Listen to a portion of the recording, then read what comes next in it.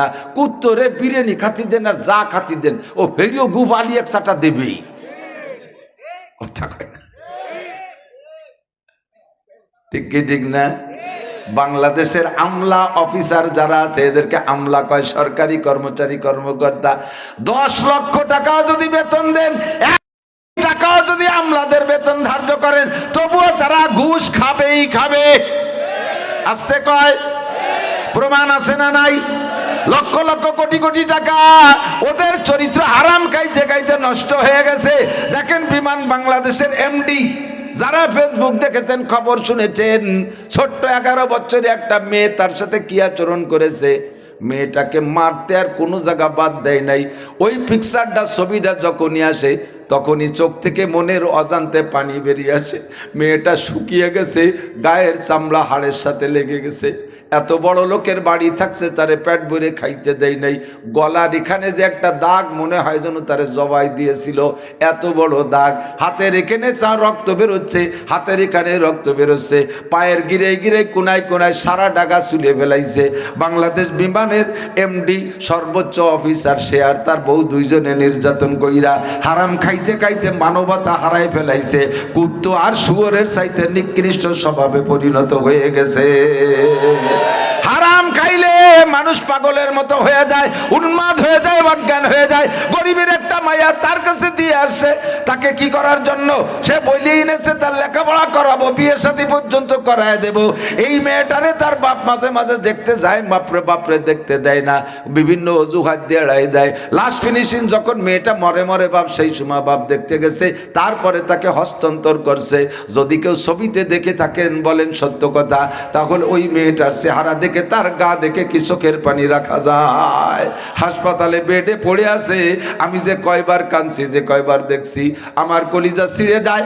আমার মনে চাইতেছে সময় পাচ্ছি না, সুযোগ পাইলে মেয়েটাকে দেখে আসতাম, আর আমি তারে 50,000 টাকা দিয়ে আসতাম। বাংলাদেশ সরকার কোর্ট কাছারির কাছে আবেদন, সারা বাংলাদেশ থেকে অনুরোধ করি, ওই ঘুষখোর বিয়াদব বদমাইশটার চাকরি তো শেষ করতেই হবে, তারে আর তার বউরে আজীবন কারাদণ্ডে রাখতে হবে। আর এই হারাম হালাল যা টাকা কামাই করছে সব ওই মেয়েটির অ্যাকাউন্টে জমা দিতে হবে। এইরকম কুলাঙ্গার বাংলাদেশে হারাম করে যত আছে, তাদের বিচার হতে হবে। কথা বলেন? অ্যানিম্যাল, পশু হারাম খাইতে খাইতে স্বভাব নষ্ট হয়ে গেছে। ইত্তাকিল মাহারেম, হারামকে ভয় পাও। সুদ খাইও না, ঘুষ খাইও না, পরের হক মেরে খাইও না, চুরি করো না, ডাকাতি করো না। ও যুবক, পরের মুরগি চুরি করে খাইও না, খেজুর গাছের রস চুরি পেয়ে খাইয়া টিলের মধ্যে মুইতে তুইও না। এই সমস্ত আকাম উল্টো পাল্টা করো না, জিনা ব্যভিচার করো না, ব্যারাক অ্যাডামস কারিতা বিয়ার ডিভিশন নির্ভর জাগরণী চক্র আশা প্রশিকা গ্রামীণ ব্যাংকের টাকা খাইও না, হারাম খাইও না। পরের গাছের তলায় পা বড়ই চুরি, বড়ই কুড়াই খাইও না, পরের গাছ তলা পা আম খাইও না। অনেক সময় পোলা পানে এগুলো নিয়ে আসে বাড়ি, আব্বা মা খুব সুন্দর যত্ন সহকারে রিসিভ করে। ও মা, কোন গাছে, কাকে গাছের তাপালি, আমারে দুটি দে। এই কয়ে মাও গালের মধ্যে দিয়ে ছাগলের মতো জাগর কাটতে থাকে।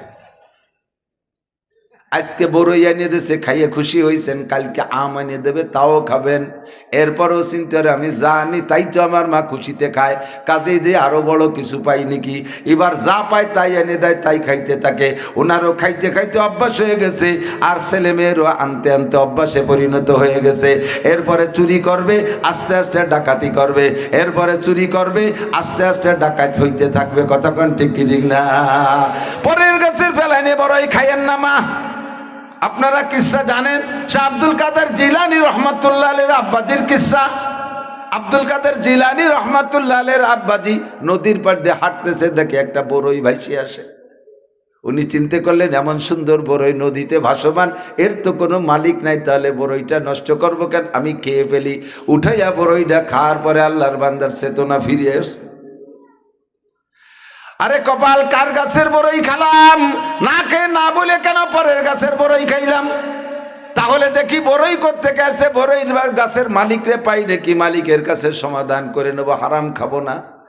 খুঁজতে খুঁজতে কত দূর গিয়ে দেখে গাছের নদীর পাড়ে ওই বড়ইর গাছে, ওই বড়ইরই গাছ, ওই গাছ নদীর পাড়ে কাইতেওয়া রয়েছে, হেলে আছে। গাছে অনেক বড়ই, এই ওই বড়ই আর এর বড়ই একই বড়ই। উনি বুঝলেন যে এই গাছের বড়ই পানিতে পড়ছে, তাই আমি খাইছি।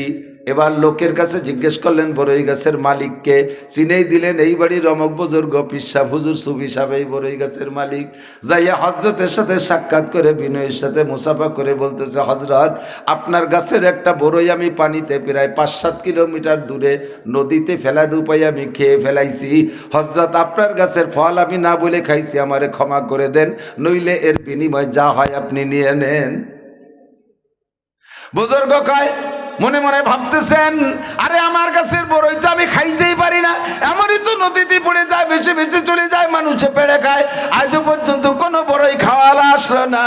একটা বড়ই খাইয়ে এই যুবক আমার কাছে ক্ষমা চাইতে আসে, নিশ্চয়ই যুবকের মধ্যে মাল আছে, যুবকের মধ্যেই মাল আছে। আর এই মালটারেই তো আমি খুঁজতেছি, মাইয়ে বিয়ে দেবো কার সাথে, ভালো একটা ছেলে পাইতেছি না, এমন একটা মাল খুঁজতেছি, পাইছি যখন এবার অ্যারেস্ট করে ফেলবো। সেম কোয়ালিটি হযরত মুসা আলাইহিস সালাতু ওয়াস সালাম। মুসা নবী আলাইহিস সালাতু ওয়াস সালাম ফিরাউনের ভয়ে চলে গেছে মাদায়েন, যাইয়ে দেখে মাঠের ভিতরে মানুষে গরু ছাগল উট দুম্বা ঘোড়া গাদা ভেড়া চড়াইতেছে, আর ওখানে একটা ইন্দারা কূপ আছে, বড় ওজনওয়ালা একটা বালতি, ওই বালতি দিয়ে পানি উঠাইয়া যার যার উট দুম্বা ঘোড়া গাদারে খাওয়ায় চলে যাচ্ছে।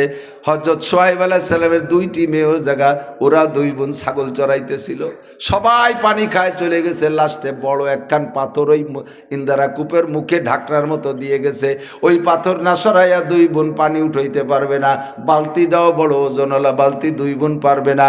অন্যদিন মানুষে পানি খাওয়ায়, তাদের ছাগলের সাথে ওরা 2 বোনও খাওয়ায় চলে আসে। আজকে আর তারা খাওয়াইয়া ওনার ওই 2 বোনের ছাগলটা পানি খাওয়ানোর মতো পানি অতিরিক্ত রাখে নাই। মুসা আলাইহিস সালাতু ওয়াস সালাম মিশর থেকে নিয়ে মাদায়েন বহু পথ কয়েকদিন পর্যন্ত হাঁটছে, খাওয়া না খাওয়া ইত্যাদির মধ্যে দুর্বল হয়ে গেছে। যাই ওই জায়গা গাছতলা বসে বসে দেখে সবাই ছাগলরে পানি খায় চলে গেল, মাইয়ে 2টে ফেল করলো। এবার ওরা 2 বোন বেজার হয়ে বসে রয়েছে, আল্লাহ আমাদের পানিকে উঠাই খাওয়াবে। মুসা আলাইহিস সালাম মেয়ে 2টির নম্রতা, ভদ্রতা, পর্দানশীলতা, শালীনতা, সব কিছু ধার্মিকতা দেখা কয়, বোন তোমরা একটু সরে দাঁড়াও, আমি তোমাদের ছাগলের পানি খাওয়াই দেই।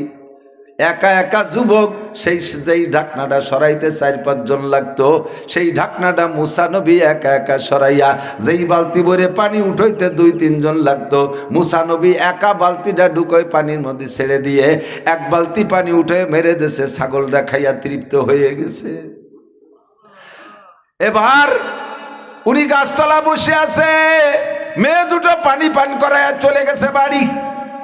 উনার অন্য দিনে এরকমই হয়, সবার পিছে পরে এসে কেউ যদি সাহায্য করে তাহলে পানি খাওয়ায়, যার কারণে অন্য দিক বাড়ি যাইতে তাদের দেরি হয়। আজকে একটু আগে খাওয়াইছে, আগে চলে গেছে। আব্বাজি নবী সোহাইব আলাইহিস সালাম বলতেছে, ও মা তোমরা কি ছাগলরে পানি খাও নাই, আগে আগে চলে আসলে কেন? এবার 2 বোন বলতেছে, আব্বা এমন একটা যুবকের সাথে সাক্ষাৎ, ওই যুবকটা বড় নম্র ভদ্র, আমাদের চেহারার দিক তাকায় নাই, আমাদের দিক তাকায় নাই, আমাদের এই বিপদ দেখা ওই যুবক এইভাবে ইন্দারাইতে পানি উঠাইয়া ছাগলরে পান করাই দিয়েছে, তাই আগে আগে চলে আসতে পারছি। আব্বাজি টের পাইছে, কয় মা ওই ছেলেটা কি তোমাদের দিকে তাকাইছে? কয় না রে আব্বা, নিচের দিক তাকাইছিল। এত বড় খেদমত করতে পারলে এই বিপদ মুহূর্তে যুবক মানুষ যার ভরা যৌবনে ভরা, সেই মেয়েদের থেকে কোনো না কোনো ইন্টারেস্ট অর্জন করার প্রস্তাব দিলেও দিতে পারতেন। কতক্ষণ কোনো কিছু করেন নাই। শুনে সোহাইব আলাইহিস সালাম বলে, মা ছেলেটা কি ও জায়গা আছে না চলে গেছে? কয় দেখলাম তো গাছতলা বসা। ও মা যাও ওই ছেলেটারে ডাইকে নিয়ে আসো। পাঠাইছে ওনার বড় মেয়েটাকে, যাও তুমি যাও, বাপের বুঝ হয়ে গেছে কাজ হবে, মাল পেয়ে গেছি, মেয়ে বিয়ে দেওয়ার মাল। যে মেয়েটারে বিয়ে দেওয়ার মতো সিয়ানা সাবালেক বড়টা ওই ডেরেই পাঠাইছে। আগের বার তো ছাগল চড়ানে চেয়ারাই ছিল, এবার কয় মা একটু পরিষ্কার পরিচ্ছন্ন ভালো কাপড়টা পরে একটু কায়দা হয়ে যাও। ও মা রাস্তায় চলার সময় তুমি সামনে থাকবা আর ওই যুবকটারে পিছিয়ে রাখবা, তুমি আগে হাঁটবা, রাহবার তো তুমি, সে তো আর আমাকে বাড়ি চেনে না। আল্লাহু আকবার। এরপরে পরীক্ষা করবা ছেলেটা কি বলে। মেয়েটি যে বলছে, ভাইজান আমার আব্বাজি নবী হযরত সোহাইব আলাইহিস সালাম, আব্বাজি আপনাকে বাড়ি যাইতে দাওয়াত দিয়েছে। কয় ঠিক আছে চলো যাই, ক্ষুধা তো পেটতেই তৈ তৈ করতেছে, ক্ষুধার যন্ত্রণায় ভাবলেন যে গেলি কমপক্ষে 4টে খাতি দিলি তো দিতে পারে। এবার হাঁটা শুরু করছে, সামনে হাঁটতেছে মেয়েটি। মুসা আলাইহিস সালাম কয় বোন রে তুমি সামনে হেঁটো না, তুমি পিছিয়ে এসে আমারে ডিরেকশন দাও। সামনে হাঁটলে একটা মেয়ের দিক নজর পড়বে, তার শরীরের গঠনের দিক নজর পড়বে, একজন যুবক মানুষ অবিবাহিত, মন নষ্ট হতেই পারে।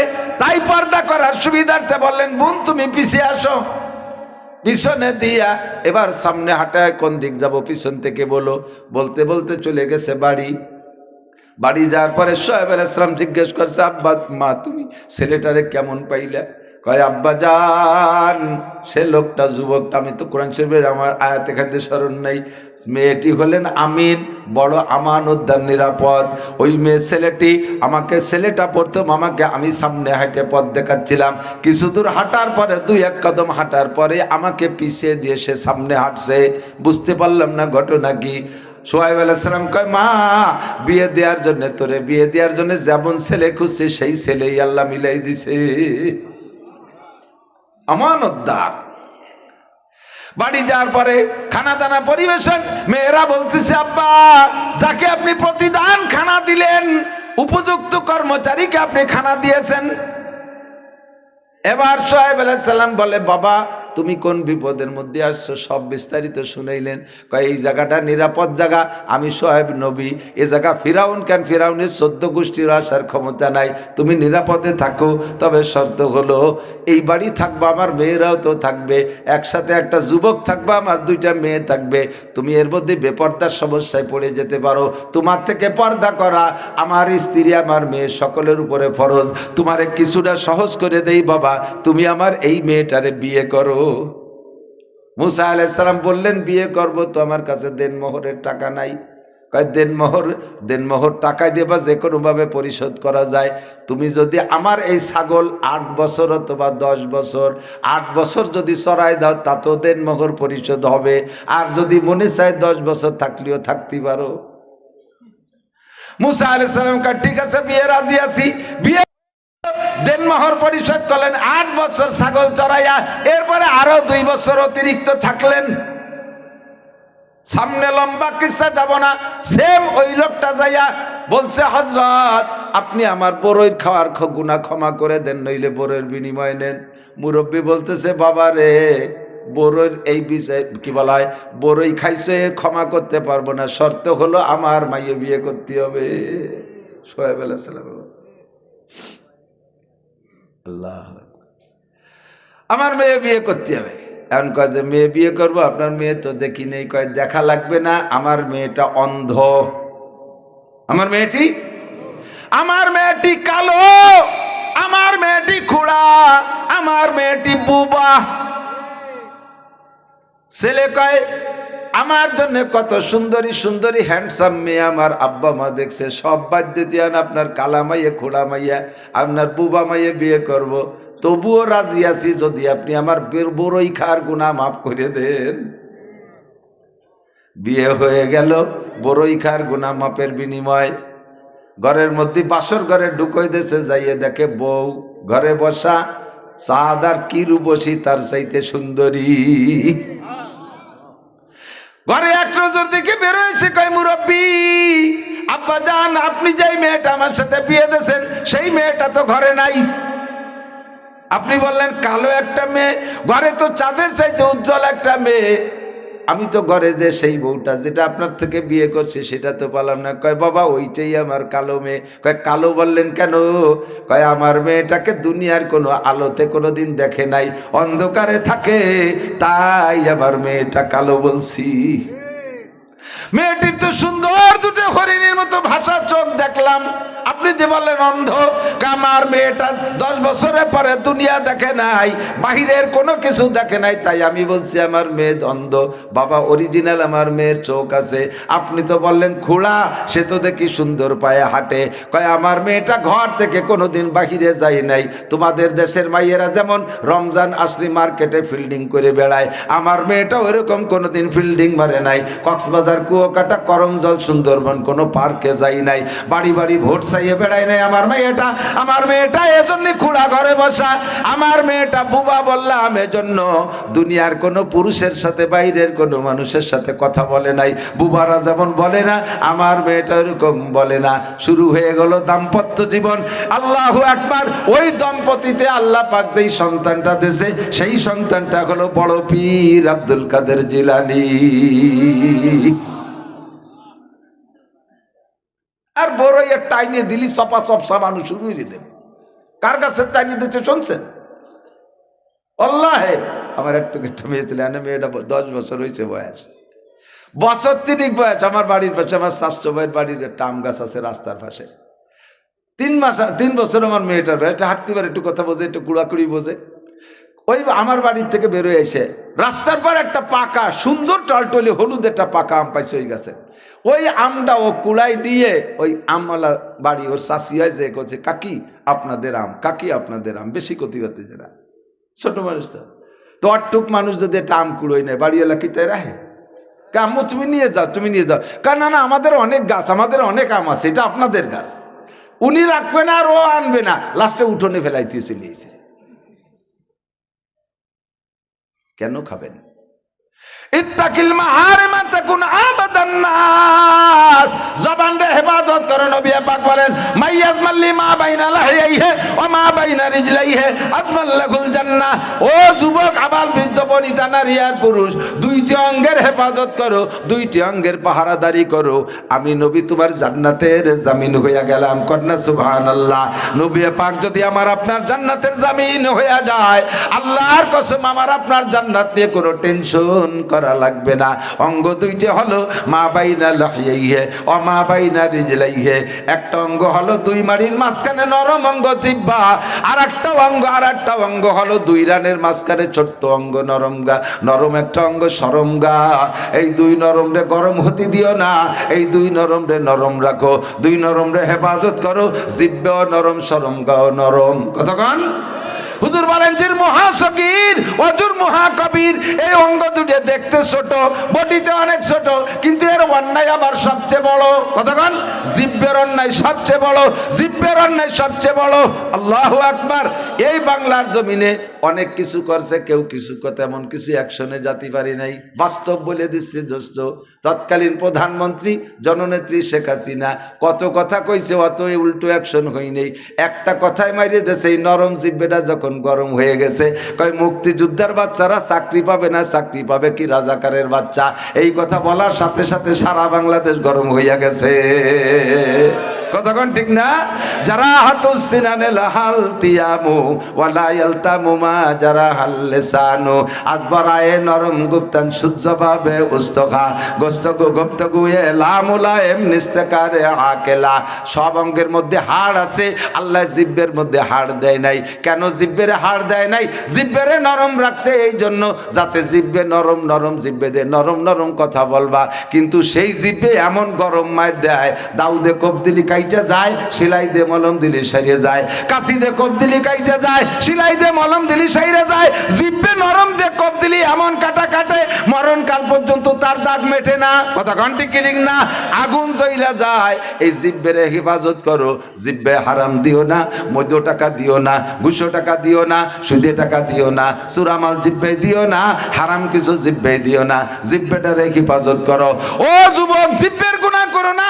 ইনতাল তানিবু কাবায়ের, যদি তুমি কবিরা গুনাহ থেকে বাঁচতে পারো, আল্লাহ কয় নুকাফির আনকুম সাইয়্যাতিকুম, তোমার জীবনের সমস্ত সগীরা গুনাহ আমি আল্লাহ বিনা তওবায় ক্ষমা করে দেব। কন্যা সুবহানাল্লাহ। তুমি কবিরা গুনাহ থেকে বাঁচো। বড় বড় কবিরা গুনাহ এই 2টি অঙ্গ থেকেই হয়। 1 নম্বরে জিহ্বা, বলেন 1 নম্বরে জিহ্বা, 2 নম্বরে শরমগা। কতক্ষণ?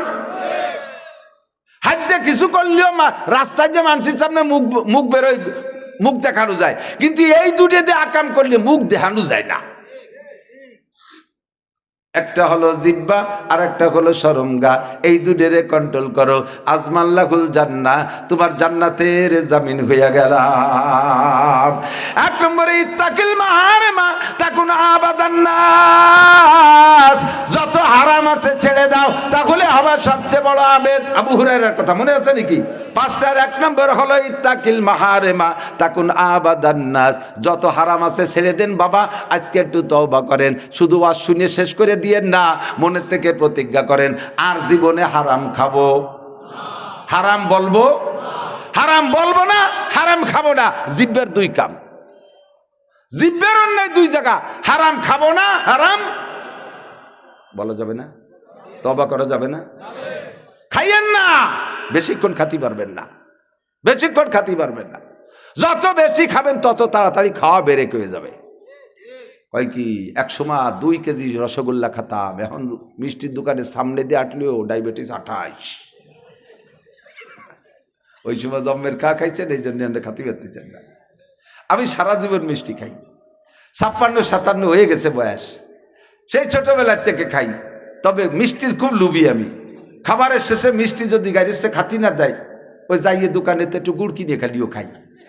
আমার মিষ্টির এত লুবি, কিন্তু অনেক খাই না, অল্প অল্প খাই। আল্লাহর রহমতে এখনো খেয়ে যাচ্ছি। আমার আব্বা 100 বছর বেঁচে গেছে, 100 বছর পর্যন্ত মিষ্টি খেয়ে গেছে। এবং এমন মিষ্টি খাইতেন, অনেক খাইতেন না, খাইতেন কম, কিন্তু খুব কড়া মিষ্টি খাইতেন। পাটালি গুড় খাচ্ছে, তা মিঠে না বলে জুলা গুড় দিয়ে মাহাই খায়। পাটালি গুড়, পাটালি গুড় মিঠিয়ে না, জুলা গুড় দিয়ে মাহাই খায় পাটালি গুড়। 100 বছর খেয়ে গেছে।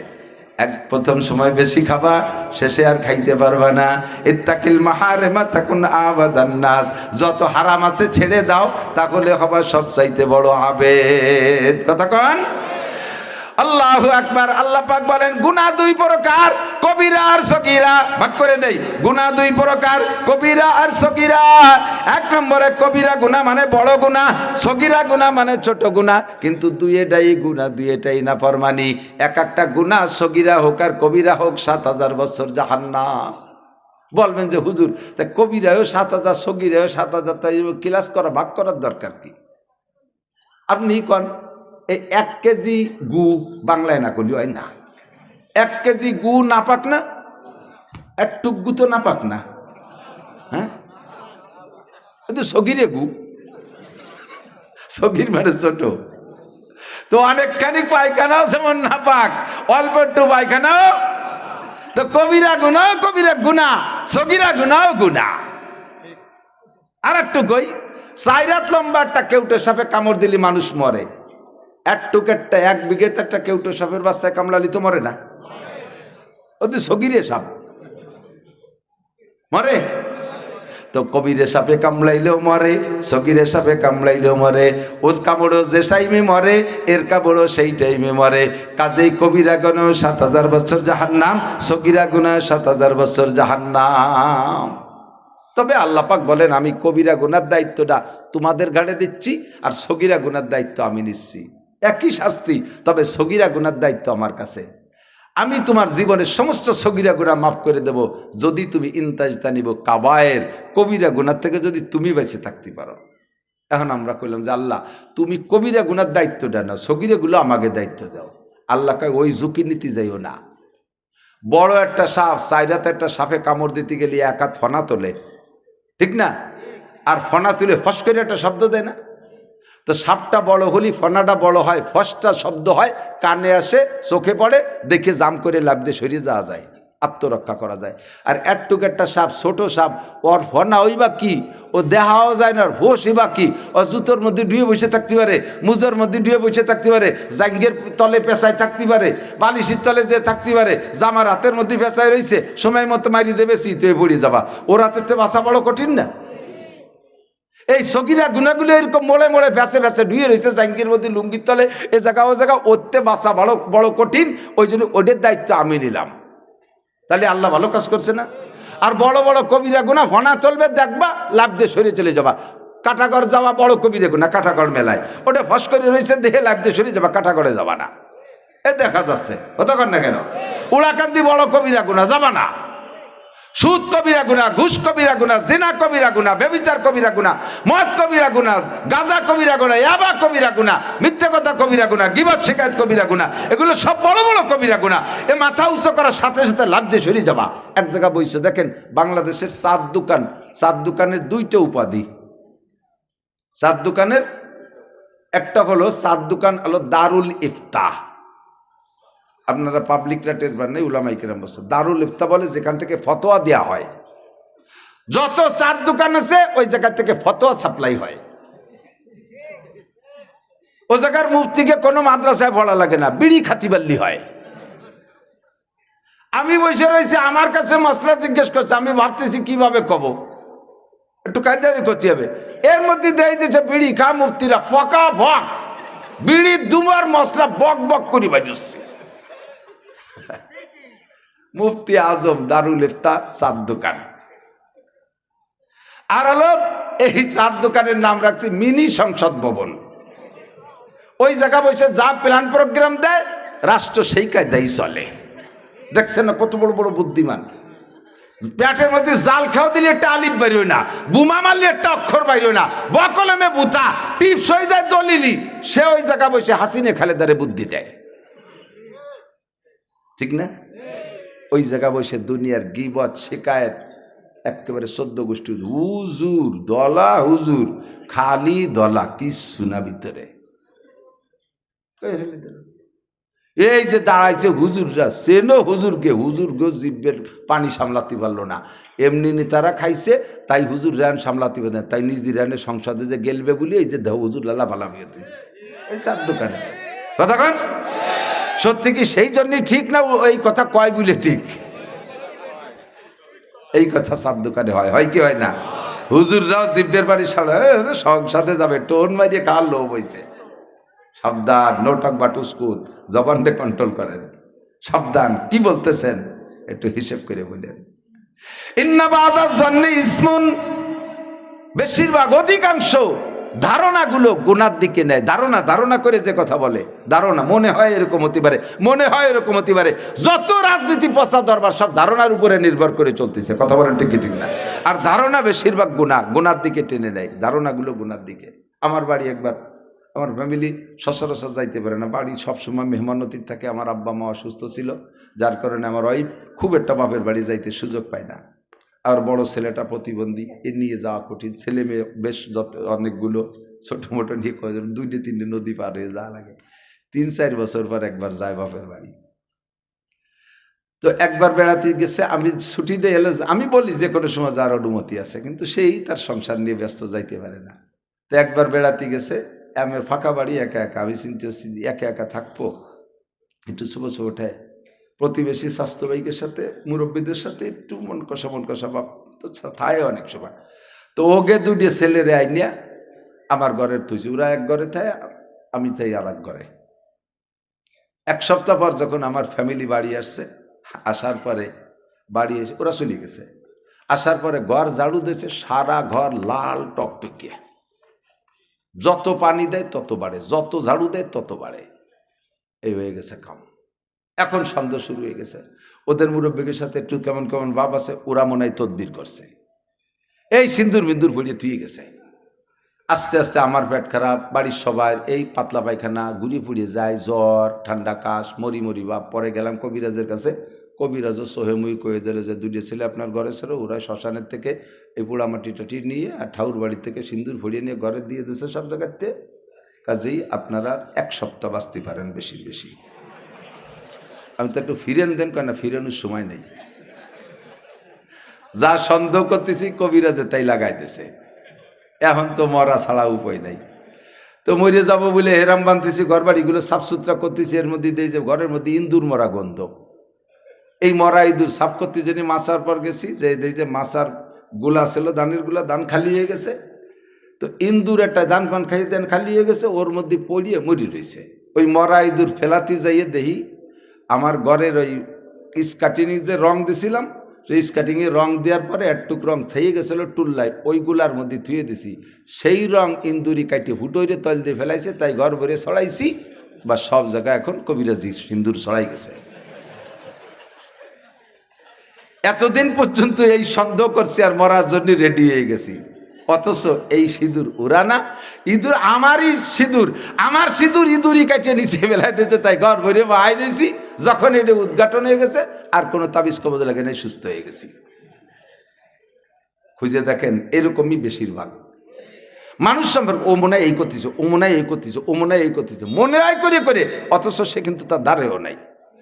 এই সন্দেহ করে আপোষে গেঞ্জাম ফাসাদ বাদাতি তালে আছে। এগুলো কবিরা গুনাহ। এগুলো কি কবিরা গুনাহ? এগুলো কি কবিরা গুনাহ? তো কবিরা গুনার ভিতরে সেরা কবিরা গুনাহ তিনটে। এক নম্বর নাম্বার 1 শিরিক, 1 নম্বরে শিরিক, 2 নম্বরে কুফর, 3 নম্বরে বেদাত। 3 নম্বরে বেদাত। শিরিক, আল্লাহর সমকোটি আর একজন আল্লাহ আছে, এর নাম হলো শিরিক। এটা আমরা করি না, এটা আমরা করি না। কিন্তু আরেকটা শিরিক হলো শিরিক ফিস সিফাত, আল্লাহর গুণের সাথে অন্য করে গুণী মনে করি। খাওয়ায় আল্লাহ, পড়ায় আল্লাহ, বাঁচায় আল্লাহ, শান্তি দেয় আল্লাহ, অশান্তি দেয় আল্লাহ। এ সবগুলো কার দায়িত্ব? কার দায়িত্ব? আল্লাহর দায়িত্ব, ঠিক না? আমরা এই নির্বাচনে নেতাদের সামনে নিয়ে অমুক মার্কায় দিলে ভোট শান্তি পাবে দেশের লোক, বোতল মার্কায় দিলে ভোট বোতল খাবে দেশের লোক। বোতল চেনেন তো? মালের বোতল।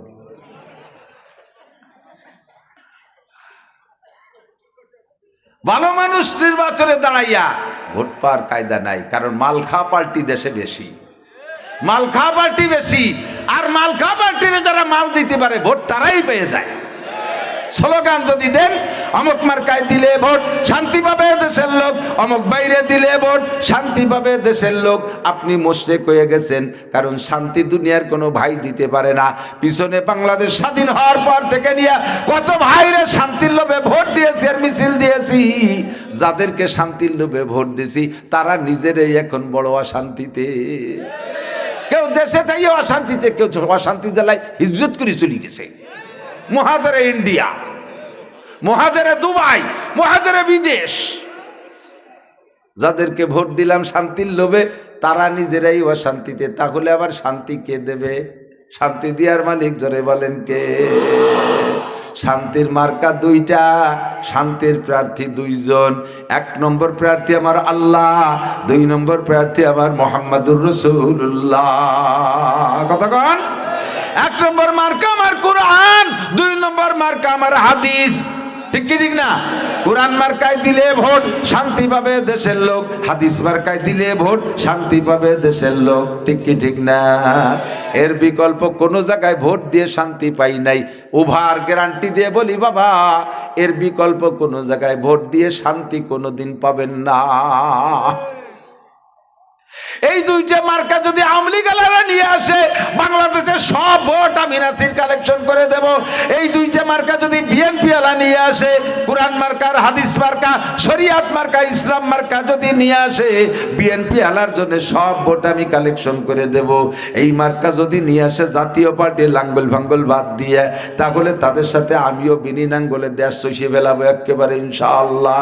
তাদের জন্য ভোট কালেকশন করব। এই 2 মার্কা যার কাছে না দেখব, আমরা তাদেরকে আর ভোট দিয়ে দেশে শান্তি আনতে রাজি। আসতে কলেন রাজি? আর দেব না, আর দেব না। দেখছি, দিয়ে দেখছি, অশান্তির শেষ নাই। ঠিক না?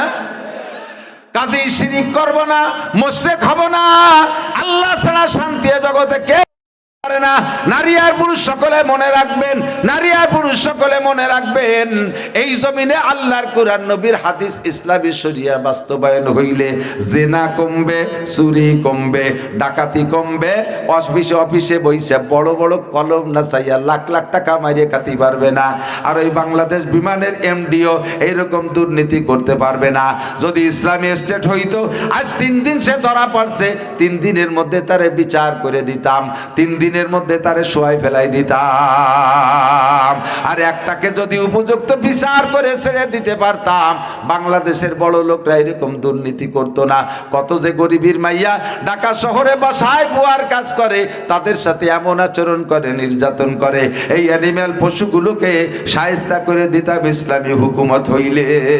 ওরা এই জন্য আমাদের ইসলামী হুকুমত চায় না, ইসলামী হুকুমত বাস্তবায়ন করতে দেবে না, বাধা উড়াই দেবে। কারণ দুর্নীতি তো ওরা করবে, আর ইসলামী হুকুমত হইলে দুর্নীতি করতে পারবে না, ধরা খাইয়া যাইবে, মাইর খাইবে, ফাঁসিতে ঝুলতে হবে। এই জন্য তারা বাধা সৃষ্টি করে।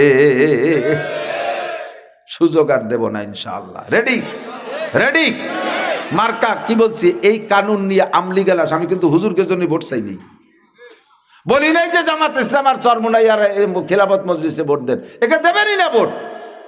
এই মার্কা যদি আমলি গালা আনে তারে দেবেন, এই মার্কা যদি বিএনপি আনে তারে দেবেন, এই মার্কা যদি জাতীয় পার্টি আনে তারে দেবেন। জেনারেল পার্টিকে জন্য চেয়ে তুলাম, এবার আনবে কি আনবে না তা তো আপনাকে আমাকে জানা আছে।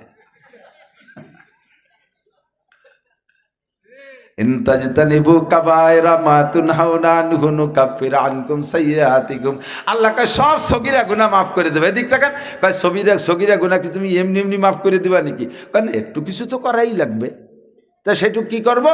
আকিমিস সালাতা তারাফাইন নাহার ওয়া যুলাফাম মিনাল লাইল ইন্নাল হাসানাতি ইউযহিবনাস সাইয়্যাত যালিকা যিকরা লিয-যাকিরিন। নবী পাক বলেন আস-সালাওয়াতুল খামস ওয়াল জুমুআতু ইলাল জুমুআ ওয়া রমাদানু ইলা রমাদান মুকাফফিরাতুম মা বাইনাহুন্না ইযাজতানাবাল কাবায়র। চমৎকার আমার দিক। হুজুর বলেন তিনটে ফিল্টারে ফিল্টার করো, পানিতে কোনো আয়রন থাকবে না। এক নম্বর ফিল্টার হলো 5 ওয়াক্ত নামাজ। আমার হাতের দিকে তাকান, প্রত্যেকের হাতের আঙ্গুল ফাঁকা করলে ফাঁকার সেটিং এভাবে হয়। এইটা বৃদ্ধাঙ্গুল, শাহাদত আঙ্গুল একটু বড় ফাঁকা, এইটার মাঝে ছোট ছোট ফাঁকা, ঠিক না? এইটার মাথায় ফজর, এইটার মাথায় জোহর, মাঝারি ফাঁকা। ফজর থেকে জোহর ভালো একটা ডিস্টেন্স না? আসর, মাগরিব, ঈশা ছোট ছোট ফাঁকা। এইটা যদি ফজর হয়, এইটা যদি ঈশা হয়, তাহলে ঈশার থেকে ফজর পর্যন্ত সারা রাতের লম্বা ফাঁকা, ঠিক না? আসসালাওয়াতুল খামস, 5 ওয়াক্ত নামাজ যেই ব্যক্তি পড়বে, 2 নামাজের মাঝখানে যত সগীরা গুনাহ হবে আল্লাহ তাআলা বিনা তওবায় ক্ষমা করে দিবে। 1 নম্বর ফিল্টার। 2 নম্বর ওয়াল জুমুআতু ইলাল জুমুআ। গত জুমায় নামাজ পড়ছেন, আগামীকাল জুমায় নামাজ পড়বেন। জুমার নামাজ পড়বেন আগামীকাল। গত জুমায় পড়ছেন, আগামী জুমায় নামাজ পড়বেন। মাঝখানে 6 দিন। কয়দিন? এই 6 দিনে যত গুনাহ আছে 2 জুমার ওসিলায় আল্লাহ পাক সব সগীরা গুনাহ ক্ষমা করে দেয়। 2 নম্বর ফিল্টার। 3 নম্বর ফিল্টার ও রমাদান ইলা রমাদান। গত রমজানে রোজা রেখেছি, আগামী রমজানে রোজা রাখবো। রাজি আছেন? রোজা রাখবেন? কারা কারা রোজা রাখবো? আল্লাহুম্মা বারিক লানা ফি রজাবা ওয়া শাবান ওয়া বাল্লিগনা রমাদান। আল্লাহ রজব শাবানের বরকত আমাদেরকে দান করো, বলেন আমিন। মেহেরবানি করে রমজান মাসে পৌঁছাইয়া দাও। সুস্থতার সাথে আমাদেরকে পূর্ণ রমজানের রোজাও তারাবি আদায় করার তৌফিক দাও। এই 3টে ফিল্টার, 3 ফিল্টার হয়ে গেলে পানিতে আর আয়রন আর লবণ আর্সেনিক কিচ্ছুই থাকে না। আমার আপনার সারা জীবন ভরে যত গুনাহ করেছি, সারা বছর ভরে যত গুনাহ করেছি, 3টে ফিল্টারে ফিল্টারিং হবে। 5 ওয়াক্ত নামাজের অঙ্গীকার করি আজকে। যুবক আমার দিক, পাক্কা প্রতিজ্ঞা করেন। একটু বলেন, নামাজ পড়লে ভালো লাগে না মন্দ লাগে? যারা নিয়মিত পড়েন বাবারা তারা একটু সাক্ষী দেন, যারা রেগুলার পড়েন। কারণ বছর যদি কোনো এক ওয়াক্ত নামাজ ছুটে যায়, ঘরের থেকে বেরোইতে ভয় লাগে কি না? যে কাজে হাত দেবো মনে হয় যেন সফল হব না, আমি নামাজ পড়ি নেই। রাস্তায় গেলে ভয় লাগে অ্যাক্সিডেন্ট করব, গাড়িতে উঠলে ভয় লাগে মনে হয় অ্যাক্সিডেন্ট করবো, আমি নামাজ পড়ি নেই, ঠিক না? আর যারা রেগুলার পড়েন না তারা সাক্ষী দেন। মাঝে মাঝে যদি এক ওয়াক্ত পড়েন, দেখবেন আপনার মনের মধ্যে আলাদা একটা সাহস লাগবে। আমি নামাজ পড়েছি, আমি নামাজ পড়ে আসছি, এখন যে কাজে হাত দেবো ইনশাল্লাহ সফল হব। কতক্ষণ এরকম একটা সাহস চাই কি দেয় না? কাজেই আপনি রেগুলার নামাজ পড়েন। 1 নম্বর ফিল্টার, কোনো সগীরা গুনাহ থাকবে না। গত জুমা এই জুমা পড়ছেন, প্রত্যেক জুমার নামাজ পড়বেন, মাঝখানে 6 দিনের কোনো গুনাহ থাকবে না। 2 নম্বর 3 নম্বর, গত রমজানে রোজা রেখেছে, আগামী রমজানে রাখবো। মাঝখানে 11 মাসে যত সগীরা গুনাহ আল্লাহ পাক সব গুনাহ মাফ করে দেবে। শর্ত হলো ইজাজতানাবাল কাবায়ের, কবিরা গুনাহগুলো আমরা ছেড়ে দেব, কবিরা গুনাহ আমরা করব না। ভোট বিক্রি করে, আমার দিক, ভোট বিক্রি করে টাকা খাওয়া হালাল না হারাম? জোর হলো না? কেমন হারাম? শুয়োরের গোশত খাওয়ার মতো হারাম। এ জায়গা কেউ আছেন স্যার 2 শুয়োরের গোশত রাঁধিয়ে দেবো, খাবেন? কেউ চুপ রয়েছে, মানে খাবে বাপ। শুয়োরের গোশত খাবেন কেডা কেডা?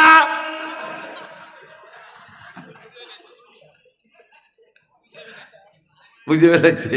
জম্মে চালাক। শুকরের গোশত খাবেন কেউ? যদি শুয়ারের গোস্ত রাঞ্জে খাতি পারেন তাহলে কোনো প্রার্থীর কাছ থেকে ভোট খাইয়েন, ভোট বেচে টাকা খাইয়েন, চাও খাবেন না, বিস্কুটও খাবেন না, বড় মিছিলের দিন বিরিয়ানিও খাতি যাবেন না। আমাকে দেখতেছি কোন কোন দল এই বড় একটা মিছিল বানা বেরোতে যাইয়ে বিরিয়ানি রাঞ্জে খাওয়াই নিয়ে বেরোইছে। কেন বিরিয়ানি খাওয়াই ভোট চাবো?